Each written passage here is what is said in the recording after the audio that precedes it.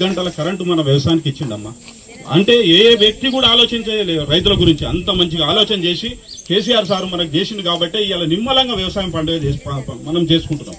అట్లనే కాకుండా వ్యవసాయం చేసుడే కాకుండా వ్యవసాయం చేస్తానికి అప్పులు చేయవద్దని చెప్పి రైతు బంధు ఇచ్చి రైతు బంధు ద్వారా కూడా మనకు సాయం చేసిన వ్యక్తి 10,000 రూపాయల రైతు బంధు ప్రతి ఒక్కరికి వ్యవసాయం చేసే చిన్న పెద్ద ప్రతి రైతుకి ఇచ్చిండమ్మా.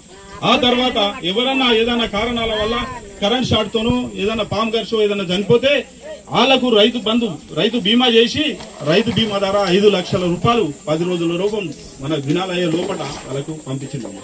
అంటే ప్రతి వ్యక్తికి ఏది అవసరం రైతులు ఏ విధంగా చేస్తే బాగుపడతారనే ఉద్దేశంగా ఆలోచన చేసిన వ్యక్తి అమ్మా. మహిళలు ఇంటికి పోయి అక్కడ పోయి బోరు కాడికి పోయి బావుల కాడికి పోయి నీళ్లు తెచ్చుకుంటే ఎంత ఇబ్బంది అవుతుంది. వాళ్ళకి వ్యవసాయం పని చేస్తానికి 2-3 గంటలు నీళ్లు తెస్తానికే సరిపోయే పరిస్థితి ఉండే. అలాంటి పరిస్థితి నుంచి ప్రతి ఇంటికి నీళ్లు ఇచ్చిండమ్మా. ప్రతి ఇంటికి ఎక్కడ కాళేశ్వరం గోదావరి నుంచి 300 కిలోమీటర్లు నీళ్లు తీసుకొచ్చి ఇక్కడ మన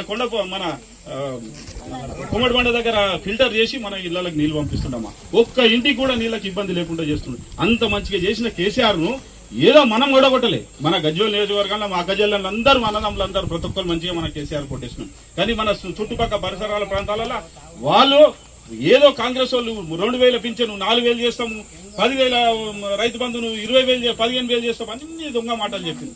ఈ మాటలు నమ్మి వాళ్ళు మోసపోయి కూడా ఇప్పుడు వాళ్ళు ఏమంటారంటే మేము తప్పు చేసినాం, ఇలాంటి తప్పు మళ్ళీ చేయొద్దు, చేస్తే మళ్ళీ కేసీఆర్ లాంటి నాయకులు మనం ఓడగొట్టుకుంటే రాబోయే రోజుల్లో తెలంగాణకు విపరీతమైన అన్యాయం జరుగుతుంది. తెలంగాణ గురించి మాట్లాడేటోడు ఉండడు, తెలంగాణ గురించి ఏదైనా బయట నుంచి తెచ్చే నిధులను తెచ్చేటోడు ఉండడు. అందుకే కాబట్టి ప్రతి అక్క చెల్లెలను ప్రతి ఒక్కరు మనం ఆలోచన చేయాలి.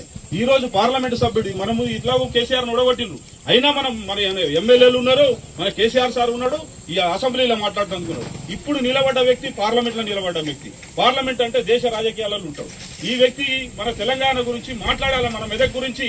మన మెదక్లో ఈ సమస్యలు ఉన్నాయి, మన తూప్రాన్లో ఈ సమస్యలు ఉన్నాయి. ఈ సమస్యలను మాట్లాడగలగాలంటే ఖచ్చితంగా ఒక పార్లమెంటు సభ్యుడు మంచి మేధావి, కలెక్టర్. అందరూ చదువుకుంటే ఏం కావాలని కోరుకుంటారమ్మా, కలెక్టర్ కావాలని కోరుకుంటారు. అదే కలెక్టర్ అనే పెద్ద చదువు. అలాంటి చదువును చదివిన వ్యక్తి కూడా కేసీఆర్ నిలబడమన్నాడు కాబట్టి ఆయన కలెక్టర్ పదవికి రాజీనామా చేసి వచ్చి పార్లమెంటు సభ్యుడిగా ఆ కేసీఆర్ నిలబడ్డాడు. మంచి గొప్ప వ్యక్తి ఆయన. స్వతహాగా కొన్ని ఫ్యాక్టరీలు ఉన్నాయి, పెద్ద ఎత్తున కోటీశ్వరుడు ఆయనకు ఎలాంటి ఇబ్బందులు లేవు. అంత గొప్ప మనిషి. ఆయన ఏం చేస్తుండు, ఆయన సొంత డబ్బులు ఆయన కుటుంబం నుంచి తీసి కూడా 100 కోట్లు పెట్టి పిల్లలకు విద్యకు ఏ రకంగా ఉద్యోగాలు సంపాదిస్తాను కానీ, కాంపిటీషన్ ఎగ్జామ్స్ సంపాదిస్తాను కానీ, వాటన్నిటి కోసం ప్రతి ఒక్కరికి సహాయపడాలనే ఉద్దేశంతో చేస్తున్న వ్యక్తి మేము. అలాంటి వ్యక్తిని, ఒక మంచి వ్యక్తిని కేసీఆర్ గారు మనకు నిలబెట్టిండు కాబట్టి ప్రతి ఒక్కరం మనం కారు గుర్తు కోటేయాలి.